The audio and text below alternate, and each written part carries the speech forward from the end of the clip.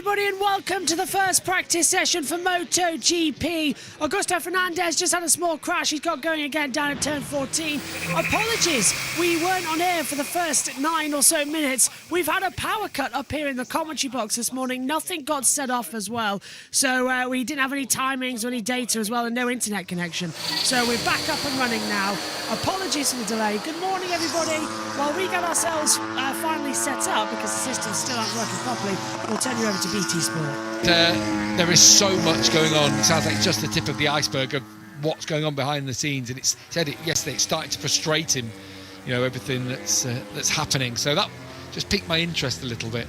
Yeah, I mean, it's those musical chairs, you know, with riders like Mark not happy, obviously, where he is at the moment, with the KTM case where there's too many riders and not enough seats. So yeah, we got a lot of smoke that's coming out of Danny's bike there. Yeah, is that a new on the swing arm? It looks like as well. There's a little fin, or you know, which we have seen Aprilia run. See that there? But theirs is a little bit more sticky out off the side of swing arm. Sticky out. That's definitely a technical term. That, isn't it? Yeah. But yeah, they got new fins. Oh, look at the smoke. It's like steam or something, isn't it? Usually when you see it coming out, it is overfill. So yeah, whoever's on the... Is it coming out? It doesn't even look like it's coming out the exhaust. I'm not sure if... Yeah, it looks steamy. It does, yeah. Yeah, you'd want him in to check that, wouldn't you? Esteban Garcia down there, you can see, who obviously was crew chief for Maverick Vinales back at Yamaha. Another one of the mechanics behind the scenes that KTM have poached. You look at their roster of people, and this is part of what Mark is asking for at Honda, is KTM has gone and poached people from Ducati, people from Yamaha, people from wherever, bring them into the fold and right, stick them all together and let's have all that vast amount of experience. So we just saw going through, it's not Danny Olgado, it's that's Takahashi. Takahashi, who is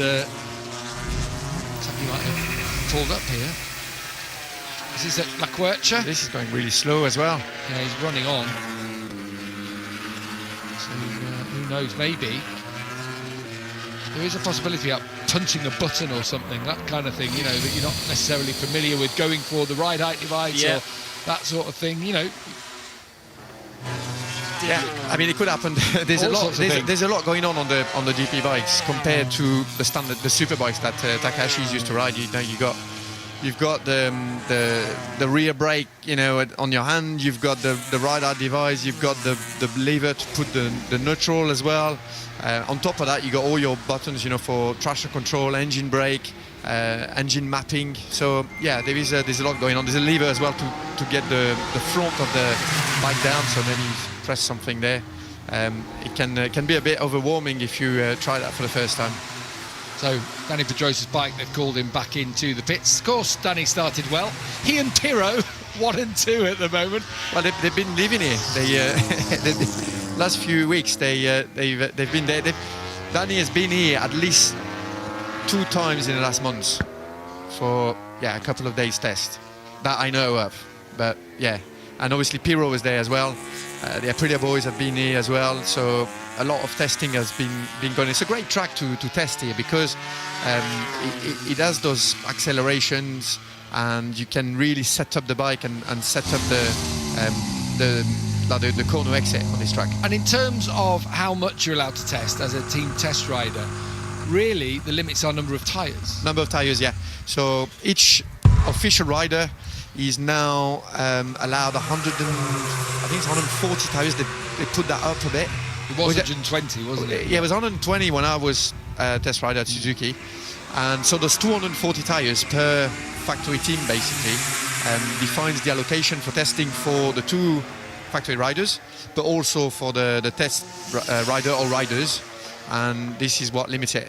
It allows a lot of testing though, because those tires are pretty solid. They go, they go a long way. And at Suzuki we finished the allocation 1 year, but we did do a lot of testing that year. First debrief for Pecco Bagnaia back into the garage, and I just want to ask on tyres then, because obviously you're not testing tyres, you're testing the bike, but obviously the bike's going to behave differently depending on where you're at in the life cycle of a tyre, that kind of thing. But there's enough you can learn, obviously. Does that make sense, what I'm saying? That obviously if you are running the tyres beyond race distance and are you getting not false information? You need to. It's part of setting the bike up as well. You need to make the bike efficient and you need to make the bike work with the tyre being used and having degraded a little bit. And you need to understand as well what you will need in terms of setup with the electronics and the power delivery, the engine brake, what you would need as well on different tracks. Because as we've seen, and we have two opposites there. Barcelona, where the lap times at the end of the race in Barcelona was like 4 seconds off and 4 second plus. And around here, it's going to be really close. They're going to finish the race pretty much as they start. And obviously, you've also had to designate three tracks on the calendar that you're allowed to designate as your test tracks. Maverick Vinales is also being called back in second place for him at the start of the weekend. And I've got a feeling that Maverick again will be right up there this weekend. Yeah, you look at it, the test riders who've been here, then you've got Marini Bezzecchi, who actually ride here a lot on their practice Panigale. So yeah, the one coming out of the box swinging is definitely Maverick Vinales, and we heard it after the race in Catalunya. He loves this place. The Aprilia works so well around here, and he's looking for his first Aprilia victory. Do you know what, I was really confused. Obviously I was doing the interviews afterwards and he was really happy with the Aprilia 1-2, and it surprised me a little bit. It surprised me because we all know how desperate he is to get that monkey off his back and get a win for Aprilia, end that cycle of having jumped ship from Yamaha and made it across to Aprilia, which at the time was one of the biggest scandals, one of the biggest shocks that we'd had. Who knows what we're going to get this year. But I was surprised how happy he was. Were you? I was as well, but then you've got to give it to Aprilia management for what they've managed to do, because they managed to keep Aleix Espargaro for, when did he join? 2015? It's been 2017. It's been a long time now that he's been there. They managed to keep him in the hard times, build the project with him. They've managed to draft Maverick Vinales and keep an atmosphere in the team that is absolutely, he's never heard of, because those two are fighting it out on track. The pass actually that Espargaro made on him was, not over the limit, but it was a muscly pass. He kind of like parked it there, went wide a bit and ran Maverick wide. They're keeping the atmosphere like really, really good, and the competition in between the two riders, let's say, sometimes can get a little bit nasty. But at this stage for them, still now, it's still, let's say, it's productive. They're using each other, to try and get better, and they're keeping that really good atmosphere. So this is down to management, and they're doing a great job. You saw the pitot sensor that was on the front of the Aprilia, measures airspeed. Yeah, and pressure. And they've even made that more aero this year, which is weird. You think it comes from aeronautical background, it's going to be as aero as possible, but it's actually, they've chamfered the edge and it's a little bit more pointy. So they leave no stone unturned when it comes to aerodynamic development. And that's something they'll use on Friday morning and then not employ. No, it stays on all weekend. Right? Yeah, so obviously and that will be data gathering and analysis in terms of aero body developments for the future. Saw Marc Marquez down there. Last win came here 2 years ago, Emilia Romagna Grand Prix, when we had back-to-back weekends, and he won. Of course, Fabio Quartararo became the world champion in that race. A lot of the riders are back in the pits. Takumi Takahashi has gone back out. He's 8.5 seconds off in his first few laps. It shows you. We keep saying, it's hard to ride those motorbikes, and it is a problem for the teams to find riders that would be capable of riding them, because they just behave in a really different way. And Takahashi is a very decent superbike rider. He's in Suzuka, he's super fast. He knows how to ride a motorcycle, but you put him on a GP bike with the GP spec tires, and suddenly you just feel completely lost. You get no feedback, you don't understand how the bike needs to behave, and it's very difficult. So yeah, with the extra stress put on the riders this year, the extra injuries that we've seen a lot more injuries than normal with the new schedule, and it's hard for the team to find anybody that's going to be able to actually ride the thing. 8.5 seconds off, that means you're not even putting heat in the tires. Yeah, and you look at where the other 4 Hondas are. 19th Marquez, Nakagami 21st, Bradl 22nd, Mir 23rd. So in all the positions ahead of him. Just Pecco Bagnaia in the midst of the Honda army. Frankie Morbidelli, I'm still waiting to find out what his future is going to be next year. I mean, all these rumours that are circulating about Marc Marquez, the smart money has him at Pramac Ducati, but then there are other rumours about other riders being there, and he's just thinking, just get it across the line already, get it done. Hey, this means the market is blocked by somebody, because... Who would that be? I don't know, Gav, what do you think? Yeah, the talk about Marc Marquez to the Gresini team, the rumour I've read in AS, which is a Spanish newspaper, rumouring that he might buy the team.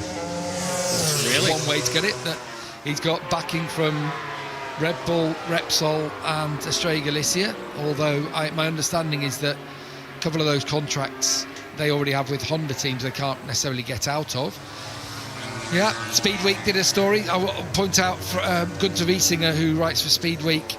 The Speed Week is made by Red Bull. Unfortunately, the money came to set that up was by Red Bull. He was suggesting that was the case last night. Not necessarily about Marc buying the Gresini team. That's from a Spanish journalist that we read this morning. But all kinds of rumours about that. And that just does put a block on things. I'm intrigued at the politics at Ducati as well. If this were to happen, like you've got all a really happy stable at Ducati.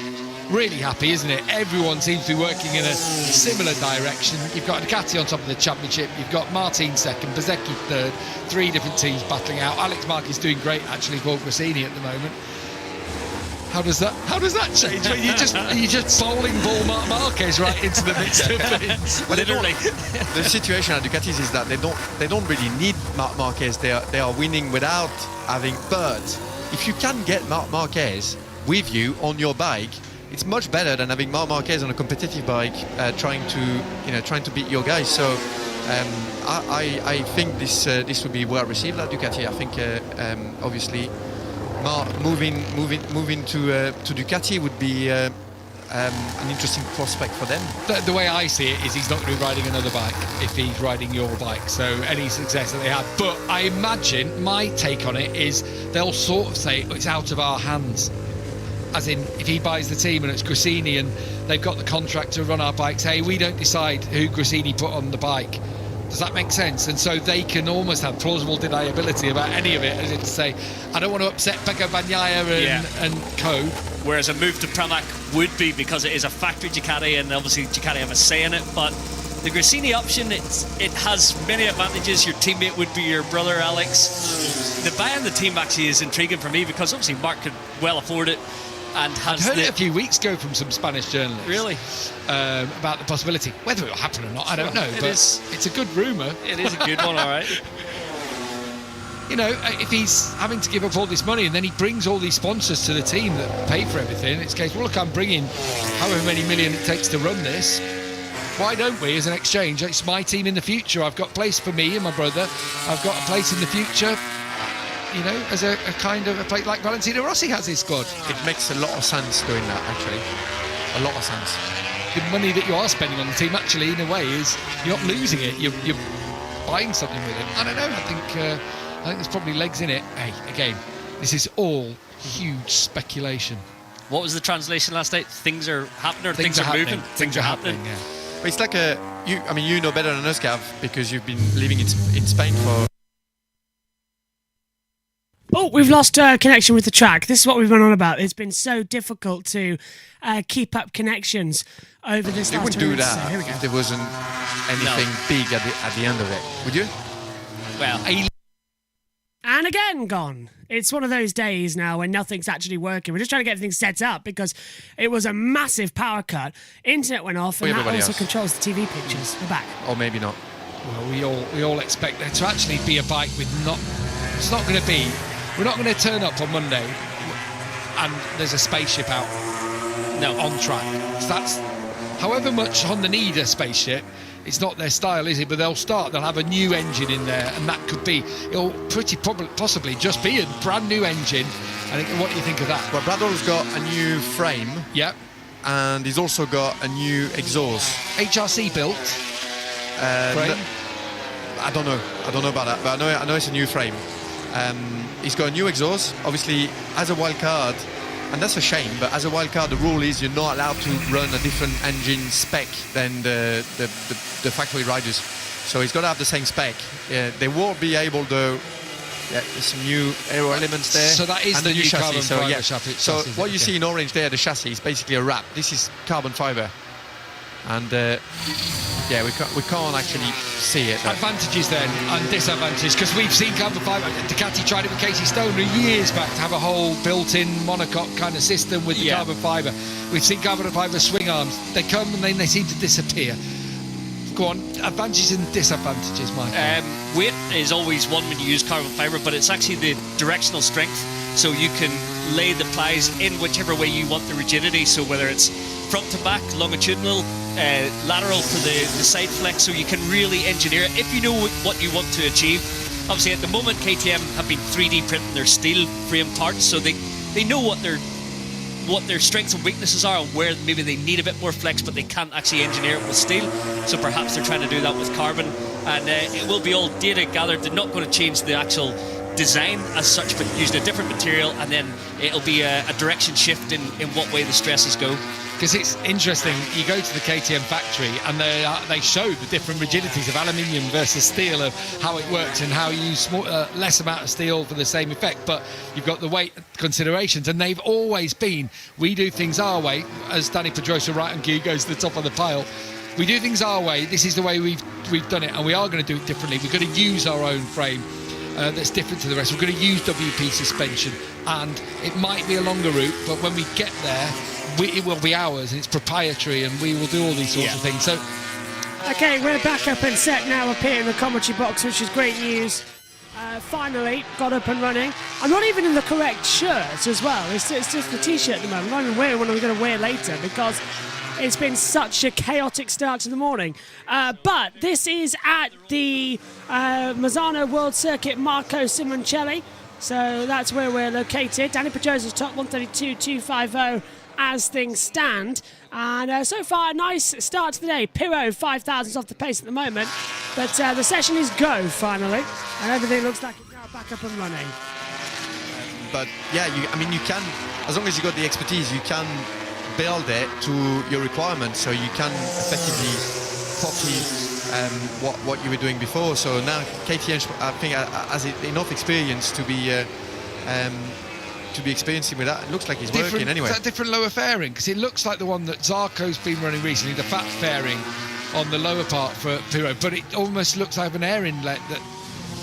Need to take a look at it. They've got different ones with like a lip at the top as well. So I think it's mainly the colour scheme, because he's got some white and stuff. Yeah, it just looks bigger in white, doesn't it? Yeah, it's like when they do all those test bikes and test cars in black and white, swirly colours, and you can't quite see the lines of what's going on here.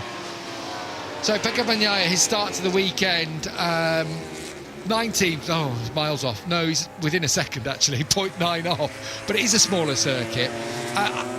He's just going to feel his way into it, hasn't he, this weekend?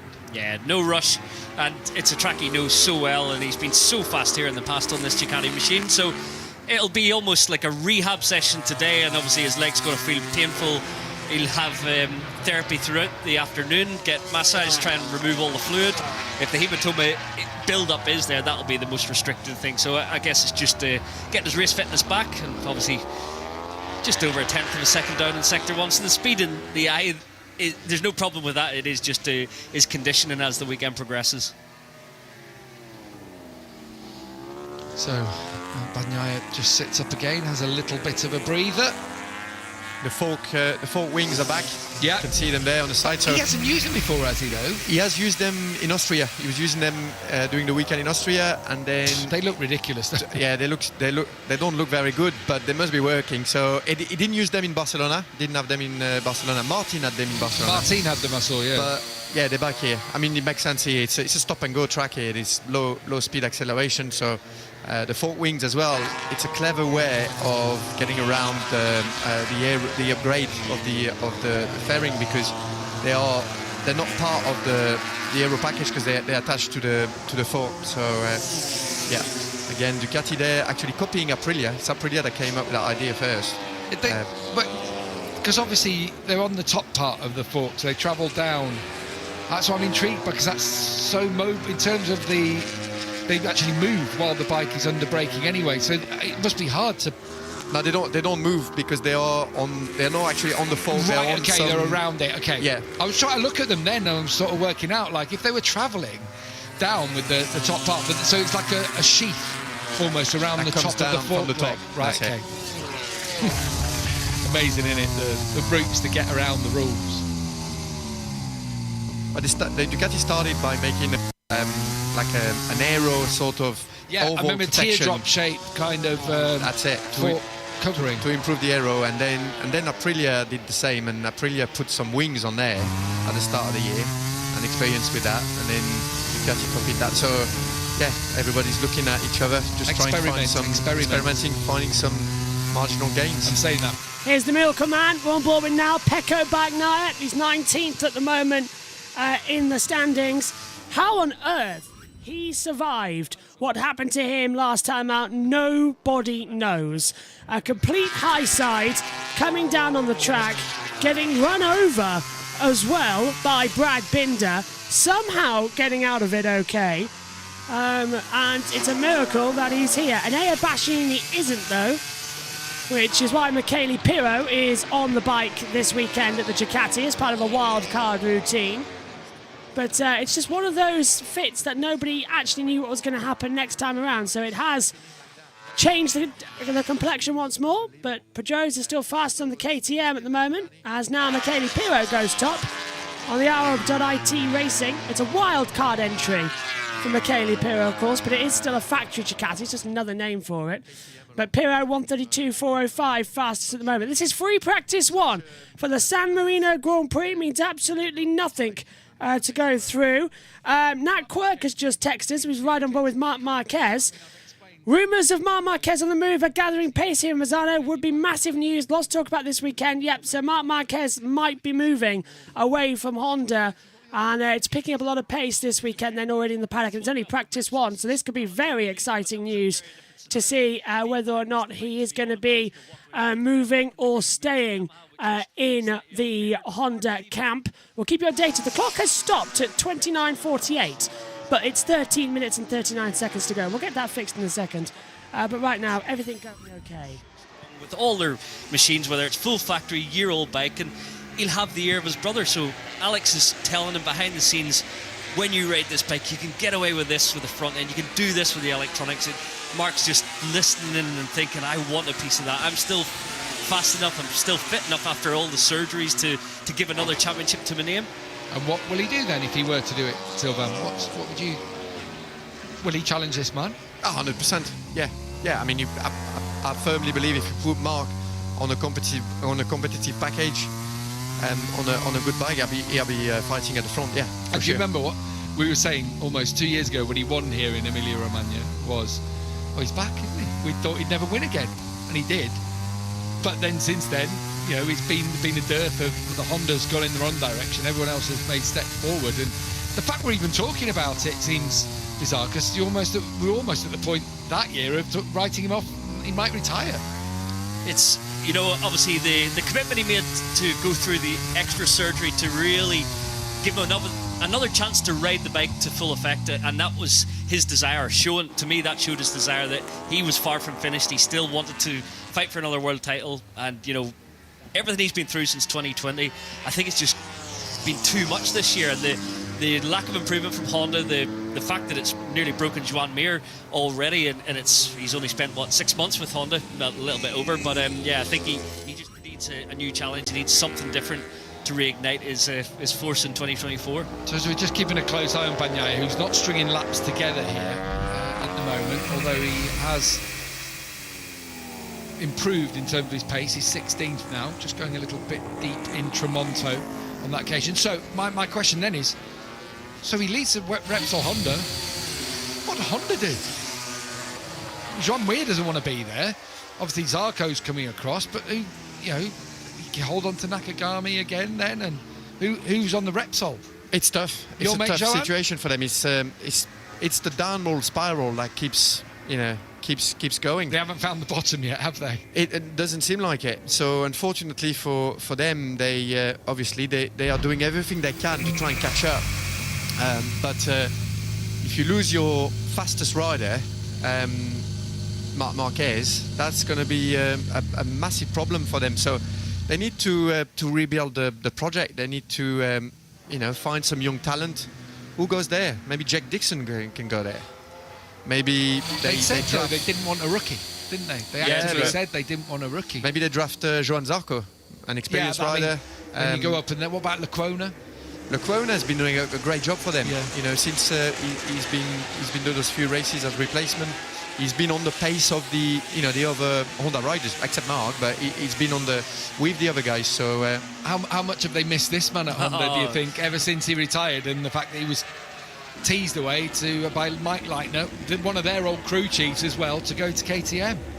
They will rue the day that they let Danny Pedrosa slip through their fingers, because I think he steadied the ship, always out of the headlines, teammate to Mark, steering the direction that give Mark a machine that was able to deliver the world titles for Honda. So yeah, I think Danny's influence was, well, it's evident now that he's moved and brought that knowledge to KTM, and alongside Mike Leitner developing this machine. Obviously Mike's moved on from the KTM fold now, but what they've achieved in how many years has Danny been with KTM? 5 maybe now?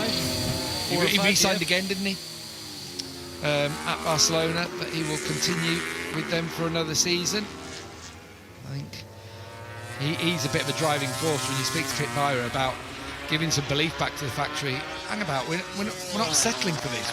We don't settle for a couple of wins a season or a couple of podiums here and there. We have to challenge for a championship. That bike has to be good everywhere. It's almost like the position Aprilia find themselves in. There's a couple of wins here and there, and the bike looks great, but it's not doing it consistently enough. The job still isn't done there. This is the good thing about MotoGP. It's never enough, is it? You're always looking, always striving to improve. And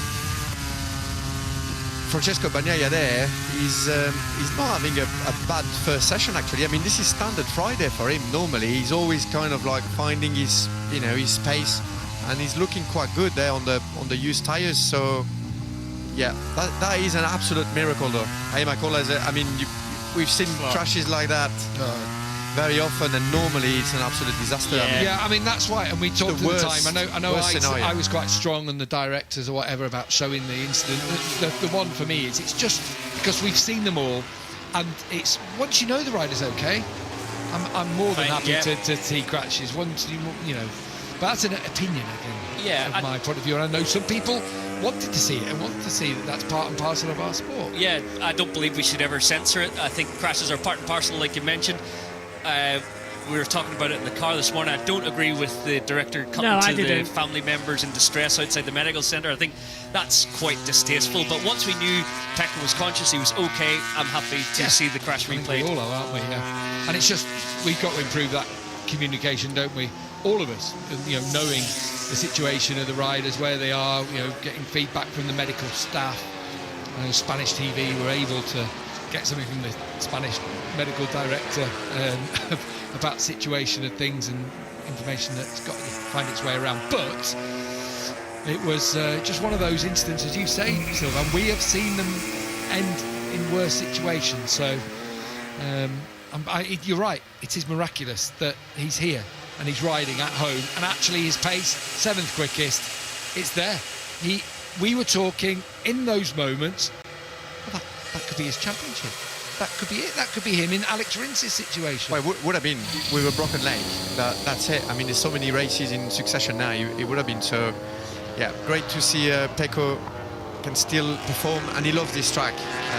He was here a couple of weeks ago, turning some 136s with his standard Panigale.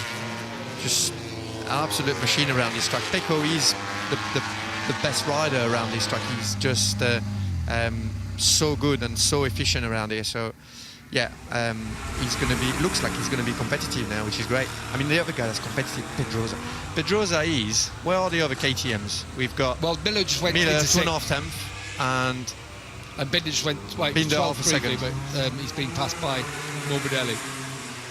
I know he's done a lot of testing, but to have that edge, to have that, that pace.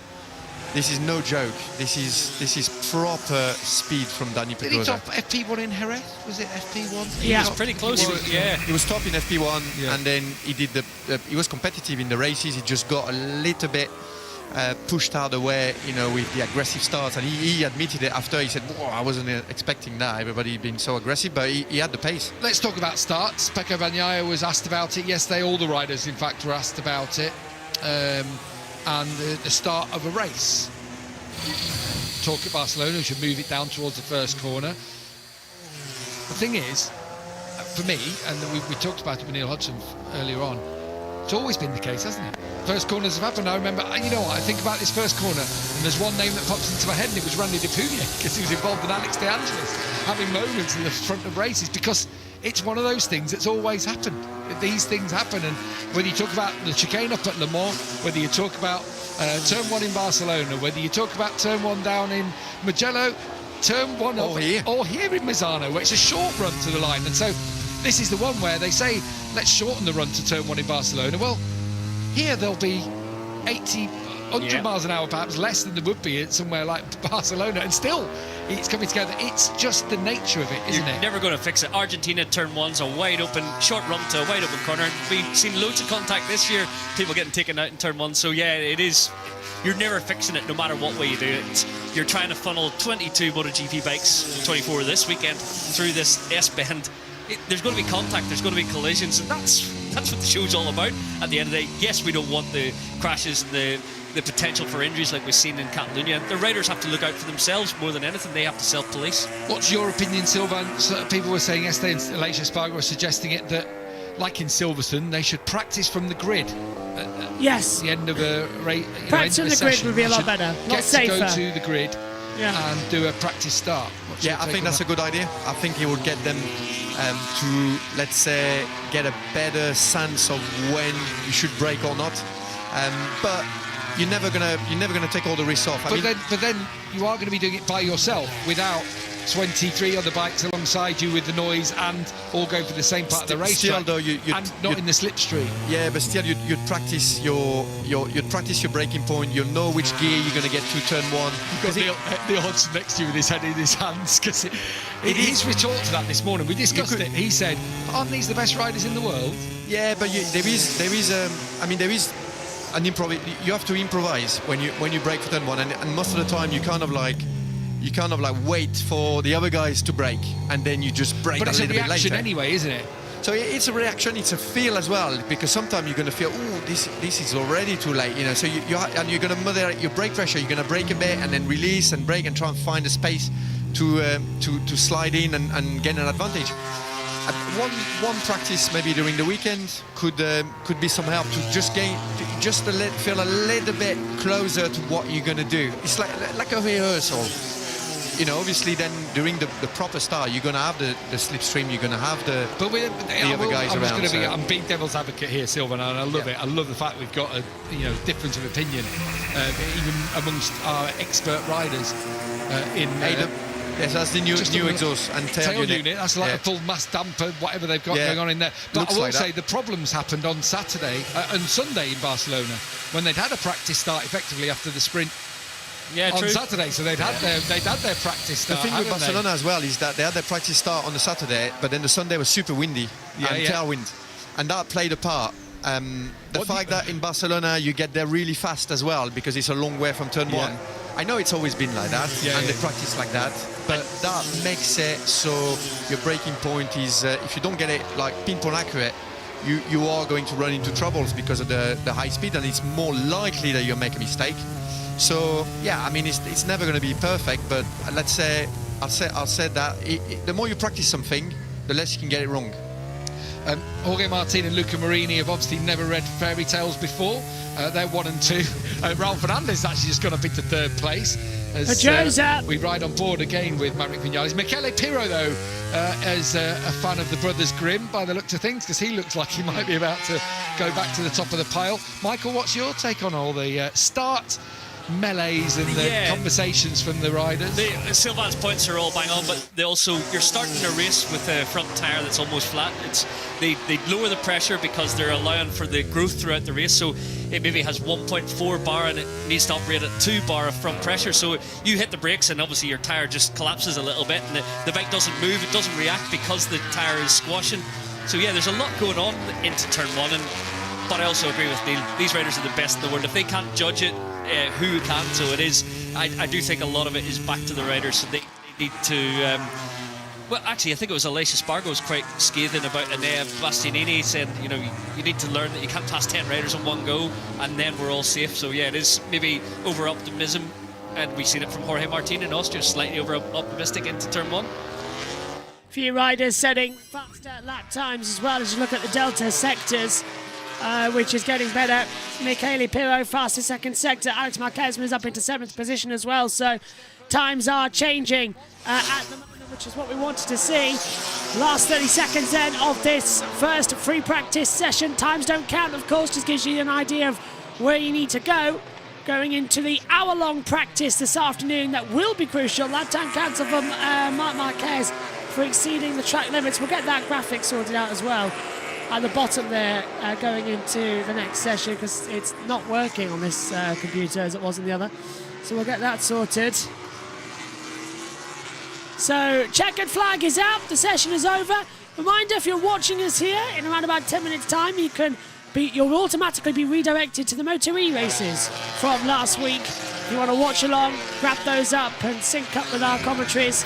Both MotoE races start when the starting grid comes on just after the World Feed ident. The same for Moto3 and Moto2. They'll air in between the gap here of practice 1 and the afternoon practice session that determines the running order for qualifyings. So there's a whole day of action coming up. Marc Marquez just going like that a lot as well and doesn't know what to do with the bike. So if it's true he's leaving, I wonder where he's going to go. Checkered flag is out though. Zarco improving up the order, but it's Michele Pirro who's going to top this session at the moment, which I'm very surprised about. 1:31.909. Miguel Oliveira up there. Luca Marini goes second. Zarco goes into 8th place as well. Marini 1:32.024. Morbidelli at the moment 16th, so some time to be found there on the deltas. But Michele Pirro 1:31.909 seems to be the fastest in this first practice session. Franco Morbidelli, bit of a twitch coming into the last corner. He'll get back on the accelerator, takes the checkered flag, and where does Morbidelli go? Up to 12th. 21 riders, all within a second of each other at the moment. As you can see on your timing screens, 0.765 separate Michele Pirro and Marc Marquez. Outside of that second is Augusto Fernandez, Joao Mir, and Takiko Takanami as well, who is down in 24th position, who was out there but only doing test runs and not classified. So he's out there on the LCR Honda Castrol bike at the moment. But it's 5 seconds off and hasn't set a complete lap time in this session alone, but he's done 21 laps out there.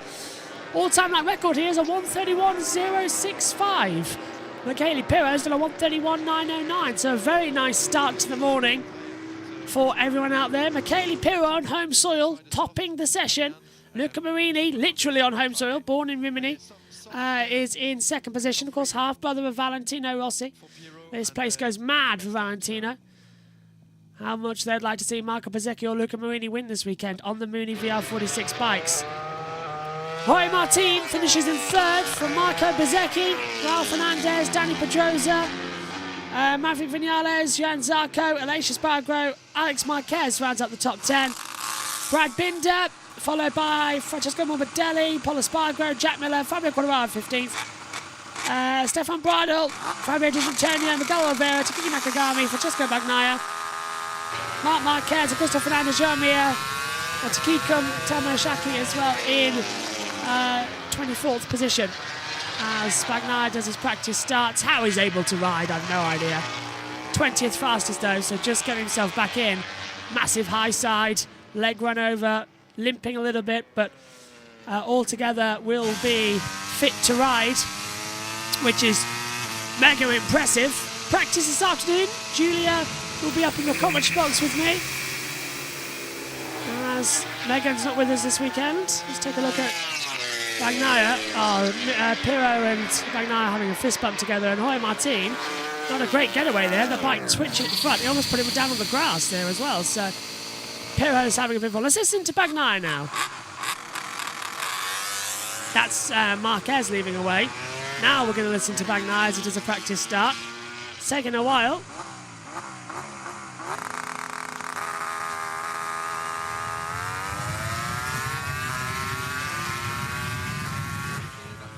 Decent launch there. Just wanted to give you the audio in the background. He's waving to the crowd as well. Mass Hart says, go, MM93. Manpower Debs as well. Brad says, is this similar? As I said earlier, it's at Mazzano World Circuit, Marcus Simoncelli in Rimini. And how is Bagnaia fit? We've got no idea. He's a miracle man. And Joshua Smith says, the wildcards have done very well. All of them are top for their manufacturers. They are indeed. So it's a very good getaway right now for this opening session. Bagnaia has taken the flag, so has Michele Pirro.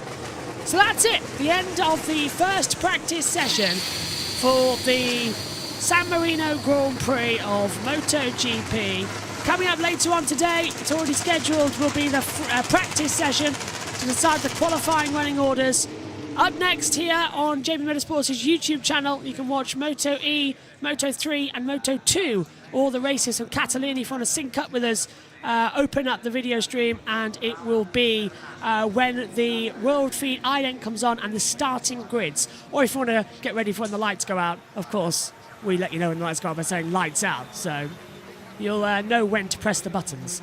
If you want to watch those races with our commentary from last week, they are airing in around about 5 minutes' time, one after the other, and you'll automatically be redirected off the stream. So it's Michele Pirro, who is fastest in this first session. We'll see you later for all of the action. Take care. Bye-bye.